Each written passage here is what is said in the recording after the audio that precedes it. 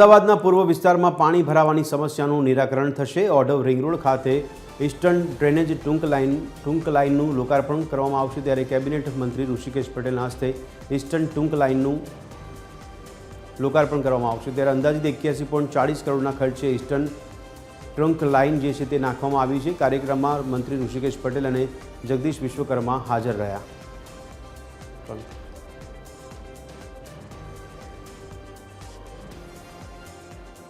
જેવી વસ્તી કે જે આ સમસ્યાથી ઝઝૂમતી હતી એ તમામ લોકોને આજથી જે ડ્રેનેજમાં બેક મારતું હતું પાણી એ બંધ કરી અને હવે સુચારુ રૂપે આખી ડ્રેનેજની વ્યવસ્થા ચાલુ રહે એના માટે મેયરશ્રી અને અમારી એએમસીના અને સાથે જગદીશભાઈનો પણ આ વિસ્તાર છે એ તમામ લોકોને એક સમસ્યા જે હતી એને સુખરૂપે હલ કરવા માટે હું મેયરશ્રી અને આખી ટીમને કોર્પોરેશનને ખૂબ અભિનંદન પાઠવું છું।